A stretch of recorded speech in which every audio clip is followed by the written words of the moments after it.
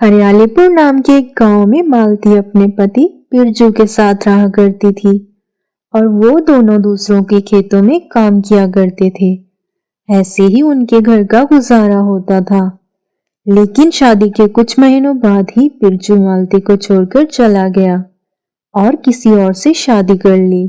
ये देखकर मालती बहुत दुखी होकर रोने लगती है। लेकिन तभी उसे पता चलता है कि वो गर्भवती है और अब उसके पास जीने का बस एक ही कारण था, वो था बस उसका आने वाला बच्चा। अगले ही दिन सुबह मालती खेतों में काम करने चली जाती है। बिरजू के जाने के बाद बेचारी मालती बहुत अकेली पड़ गई थी। एक दिन मालती के घर उनकी पड़ोसन दिव्या आती है और वो मालती से कहती है, अरे मालती, तुम कहाँ जा रही हो? दिव्या, मैं काम पर जा रही हूँ। तुमको तो सब पता ही है कि मेरे घर के हालात कैसे हैं। मुझे काम तो करना ही पड़ेगा। लेकिन मालती, अब तुम काम पर थोड़ा कम जाया करो। अब तुम गर्भवती हो, अपना और अपने होने वाले बच्चे का थोड़ा ख्याल रखा करो। दिव्या की ये बात सुनकर मालती खेतों में काम करने चली जाती है। ऐसे ही मालती को 9 महीने बीत जाते हैं। एक दिन दिव्या मालती के घर आती है। मालती, अब तुम्हें 9वां महीना लग चुका है, तो अब तुम काम पर जाना बंद कर दो। नहीं दिव्या, मैं घर नहीं बैठ सकती। तुमको तो सब पता है, उनके जाने के बाद घर की सारी जिम्मेदारी मेरे ऊपर आ गई है। अगर मैं घर पर बैठ जाऊंगी तो घर कैसे चलेगा? जब मेरा बच्चा इस दुनिया में आएगा तो मैं उसको क्या खिलाऊंगी? जब तक बच्चे का जन्म नहीं होता तब तक तो काम करना ही पड़ेगा ना। अरे मालती, भगवान ने भी तेरी किस्मत में पता नहीं और कितने दुख लिखे हैं। लेकिन मालती, तुम अपना ध्यान रखना। अब मैं चलती हूँ। अगर किसी चीज की जरूरत हुई तो मुझे बुला लेना। इतना बोलकर दिव्या अपने घर चली जाती है और मालती भी अपने काम पर निकल जाती है।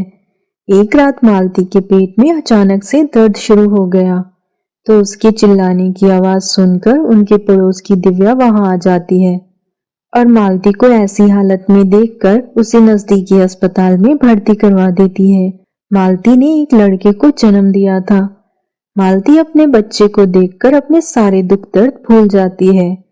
अब मालती पहले से ज्यादा काम करने लगी थी और वो अपने बेटे की बहुत अच्छी तरह से परवरिश भी करने लगी और उसका बहुत अच्छे से ध्यान रखने लगी। ऐसे ही कुछ साल बीत जाते हैं और मालती का बेटा विजय अब बड़ा हो जाता है, तो एक दिन अपनी माँ से बोलता है, माँ, सब लोगों के पिताजी हैं, लेकिन मेरे पिताजी कहाँ हैं? वो हमारे साथ क्यों नहीं रहते? मैंने आज तक उनको कभी नहीं देखा। कहाँ है वो माँ? वो हमसे मिलने क्यों नहीं आते? विजय की ये बात सुनकर मालती बहुत दुखी हो जाती है और अपने मन में सोचने लगती है, अब यही सही समय है, विजय को सब कुछ सच सच बता देती हूँ। फिर मालती विजय को अपनी आप बीती सुनाने लगती है। माँ, आप दुखी मत होना। मैं आपको छोड़कर कभी नहीं जाऊंगा। मैं हमेशा आपके साथ रहूंगा। फिर एक दिन जब विजय बाजार से अपने घर लौट रहा था, तभी उसका एक कार से एक्सीडेंट हो जाता है और उसका बहुत खून बह जाता है। कुछ लोग उसे अस्पताल में भर्ती करवा देते हैं। गांव का एक आदमी मालती के घर जाकर उसको सारी बात बताता है। मालती अस्पताल पहुंच जाती है और डॉक्टर मालती से कहता है, आपके लड़के का खून ज्यादा बह जाने की वजह से बहुत कमजोरी आ गई है। उसका जल्द से जल्द ऑपरेशन करना होगा। आप जल्दी से 1 लाख रुपए का इंतजाम कर लीजिए। ठीक है डॉक्टर साहब, आप मेरा खून दे दीजिए, बाकी मैं पैसों का इंतजाम करती हूँ। आप ऑपरेशन की तैयारी कीजिए। मालती जल्दी से अपने मालिक के घर जाकर अपने मालिक को बोलती है, मालिक, कृपया कर आप मुझे 1 लाख रुपए दे दीजिए, क्योंकि मेरे बेटे का एक्सीडेंट हो गया है। उसकी जान बहुत खतरे में है। मैं आपकी पाई पाई सूद समेत लौटा दूंगी। आप मेरा भरोसा कीजिए। फिर मालिक उसे 1 लाख रुपए दे देता है। मालती जल्दी से अस्पताल जाकर सारे पैसे जमा करवा देती है। फिर डॉक्टर मालती का खून टेस्ट करके विजय को दे देता है। लेकिन खून देने की वजह से मालती में बहुत ज्यादा कमजोरी आ जाती है और डॉक्टर मालती को घर जाकर आराम करने के लिए कहता है। मालती बहुत कमजोर हो जाने की वजह से घर जाकर आराम करने लगती है।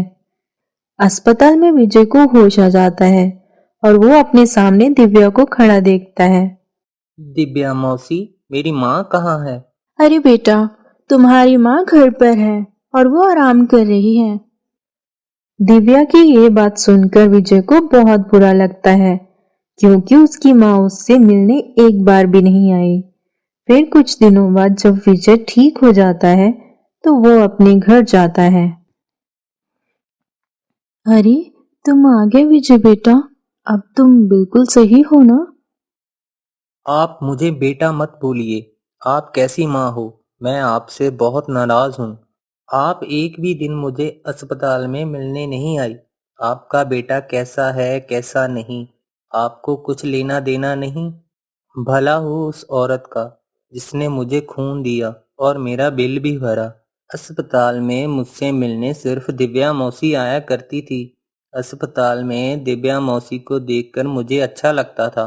अगर किसी से कुछ आपके बारे में पूछो तो सब यही कहते थे कि कुछ नहीं पता तुम्हारी माँ के बारे में। अरे बेटा, मेरी पूरी बात तो सुनो। मेरी भी कुछ मजबूरी थी।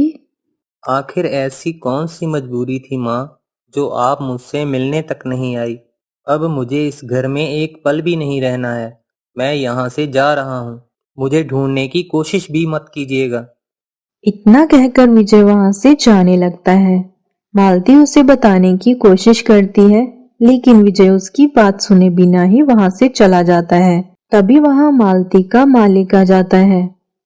तुम काम पर कब से वापस आ रही हो और मेरे पैसे कब वापस करोगी? अब तो तुम्हारा बेटा भी ठीक होकर घर आ गया है। मालिक, मैं कल से ही काम करने आ जाऊंगी और आप मुझे कुछ दिन का समय और दे दीजिए। कृपया मेरे ऊपर ये उपकार कर दीजिए। मैं आपके पैर पड़ती हूँ। ठीक है मालती, मैं तुम्हें 1 महीने की मोहलत और देता हूँ और काम पर कल से ही वापस आ जाना। खेतों में बहुत काम पड़ा है। इतना बोलकर मालती का मालिक वहां से चला जाता है। अगले ही दिन से मालती खेतों में काम करने चली जाती है। ऐसे ही दिन गुजर जाते हैं और कई वर्ष बीत जाते हैं। मालती का बेटा भी एक बहुत बड़ी कंपनी का मैनेजर बन चुका था, लेकिन वो अपनी माँ पर इतना ज्यादा गुस्सा था कि अपनी माँ से एक बार भी मिलना नहीं चाहता था। उधर एक दिन दिव्या मालती के घर जाकर मालती से कहती है। अरे मालती, क्या तुम्हें पता है कि तुम्हारा बेटा विजय एक बड़ी कंपनी का मैनेजर बन चुका है?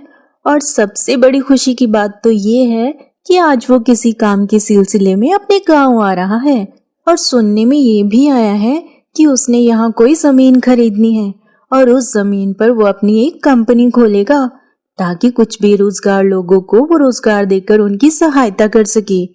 दिव्या की ये बात सुनकर मालती बहुत खुश हो जाती है। मालती जल्दी से अपने बेटे से मिलने के लिए बेचैन हो जाती है और वो उसी जगह पर पहुंच जाती है जहां उसका बेटा विजय आने वाला था। तभी थोड़ी देर में उसका बेटा भी वहां आ जाता है, लेकिन वो अपनी माँ को देखकर नजरअंदाज कर देता है और दिव्या से कहता है। कैसी हो दिव्या मौसी, आप ठीक तो हो ना? विजय बेटा, मैं तो बिल्कुल ठीक हूँ, लेकिन तुझे क्या हो गया है? सामने तुम्हारी माँ खड़ी है, तुमने उनको नजरअंदाज कर दिया, पहचाना तक नहीं तुमने अपनी माँ को। वो कितने सालों से तुम्हारा इंतजार कर रही है। क्या तुम्हें अपनी माँ की जरा भी फिक्र नहीं है? एक बार भी ये पता करने की कोशिश नहीं की कि वो कैसी है या कैसी नहीं? दिव्या मौसी, ये आप क्या कह रही हैं?